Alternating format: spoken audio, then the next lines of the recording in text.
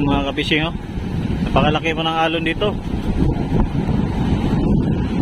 At saka may dala silang may karga silang angkla. Kasi lipat yung bangka doon sa kuan. Ayun ang alon, ayun na. Atras! Woo! Grabe alon. Dia takas siya. Atras, atras, atras. Tulak, tulak. Tulak, Ramsey. So ayun mga ka-fishing. Yan, kinarga na rin namin yung mga gamit namin, mga kagamitan. Kasi hindi talaga pwedeng ikarga doon sa kuan, ipadaan namin sa dagat at maalon dito sa tapat namin.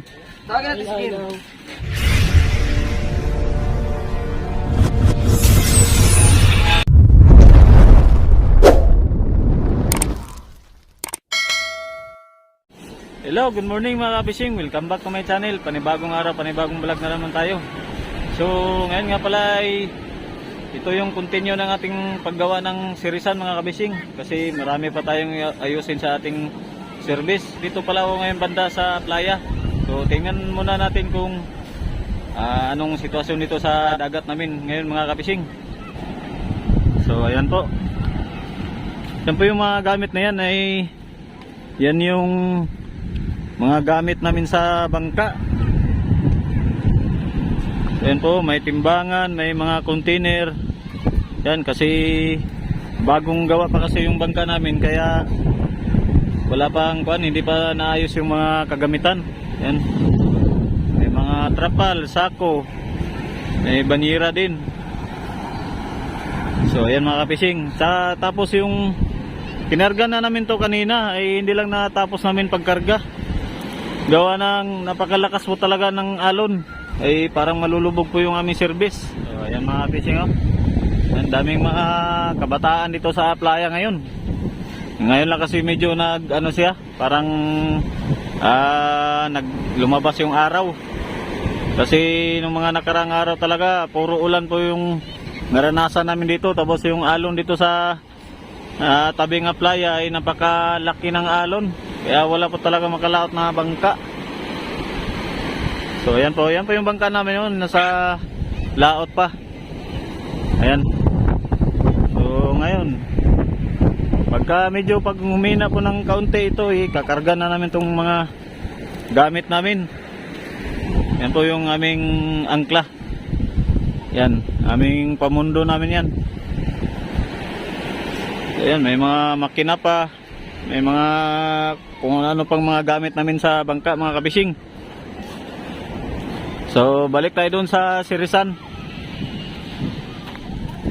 So ito mga ka-fishing, yan, na na natin ng tubo, bagong tubo yan.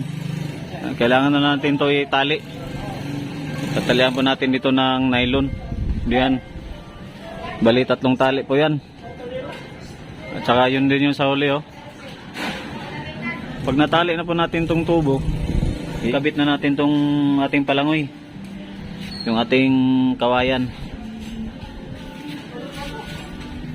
So ayan po.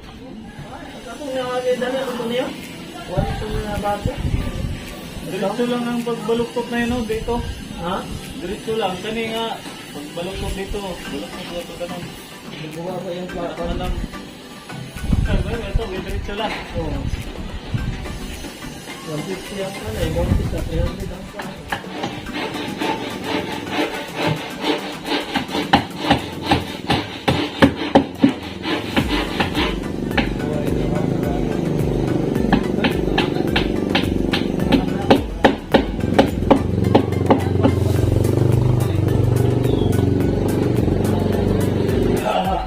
Oh, Happy New Year!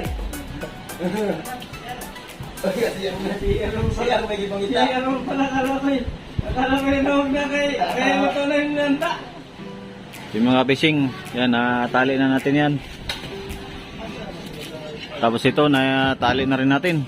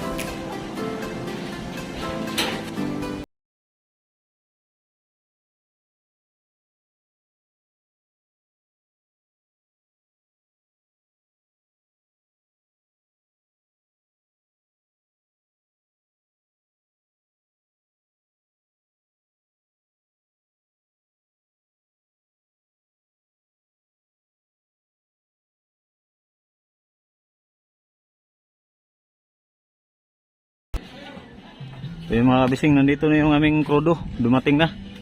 Yung nasa drum na yan. Mga nasa drum, tapos itong mga container, krudo at saka gasolina. So yung may tangke pa oh. So yung mga kabising, dadalhin na namin to sa bangka.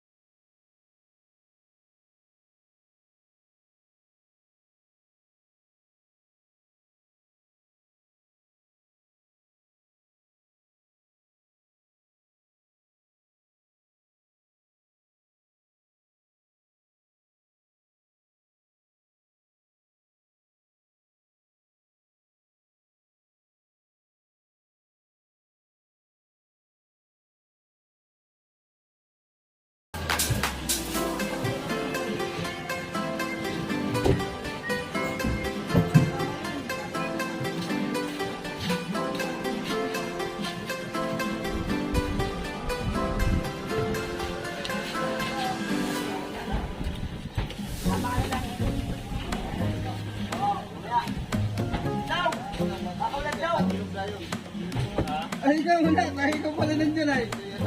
Ay, ikaw muna. Laser ko nga. Ikaw nga.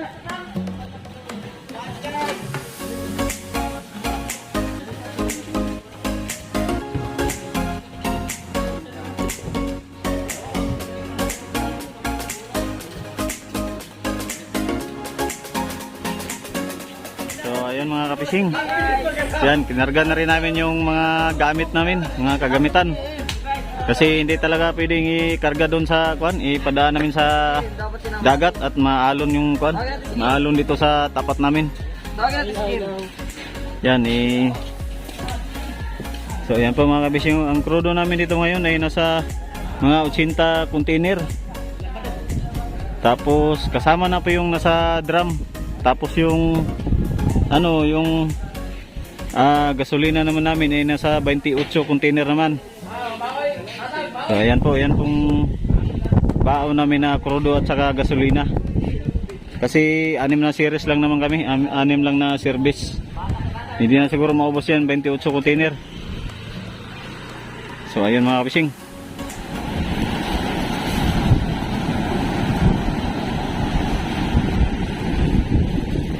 Yun mga kabising oh. Napakalaki po ng alon dito. At saka may dala silang may karga silang angkla. Kasi lipat yung bangka doon sa kuan. Ayun ang alon, ayun na. Atras! Woo! Grabe alon. Di atakas siya. Atras, atras, atras. Tulak, tulak. Tulak Ramsey.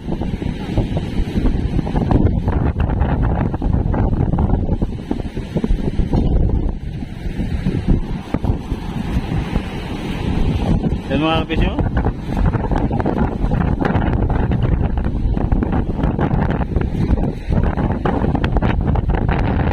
Kadilegado po, napakalakas po ng hangin. Malakas po yung hangin dito, tapos yung alon. Kaya doon kami magkarga sa kuwan. Doon sa Fishport siguro mga kapising.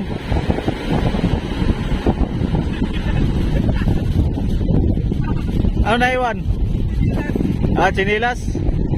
Tumalon pa yung isa na iwan daw yung kanyang chinilas.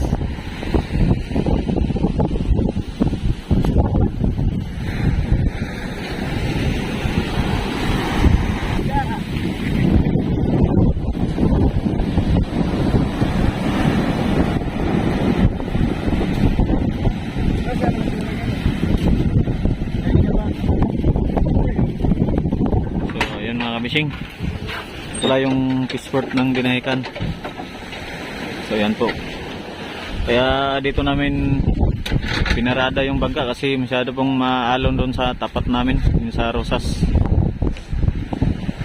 Kaya dito na lang po sa bandang fishport. Saka nandito po pala si Bossing Mark. Yan, nakatingin po sa amin. Yan, lahat ng gamit to nandito na. Bigas pala yan.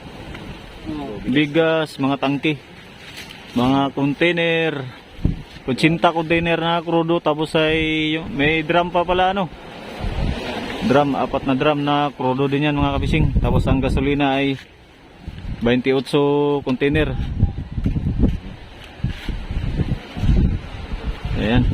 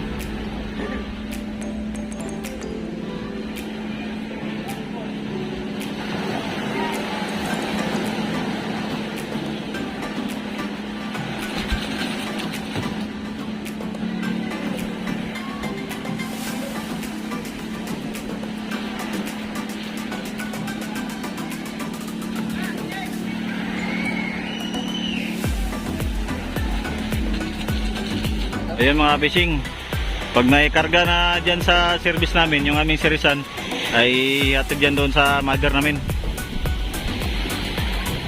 So ayan po. Yan. So ayan po, nakakaway yung aking mga kasama. Yan, Julian po ang pangalan ng bangka na yan, Julian of the Seas. Yan, palikaw na kaming papuntang Surigao. Yan. Dadayo kami sa Surigao mga kabising kasi masyadong malakas po talaga ang amihan dito sa amin, dito sa Quezon, dito sa laot ng Binam Rice. Masyado pong malakas ang amihan kaya dadayo kami doon sa Surigao. Yun, doon tayo gagawa ng fishing adventure. Sana makagawa tayo ng maraming video doon. So ayun, yan mga kabising, dumikit yung bangka namin sa Pangulong, kaya itinulak ng aming service para may layo dyan sa Pangulong, baka mabutas yung Pangulong. Nagbago na po kasi yung ano, yung silig, yung agos ng tubig. Kaya dumikit yung bangka namin diyan. Ayun, nakalayo naman po yung bangka at naitulak naman ng service.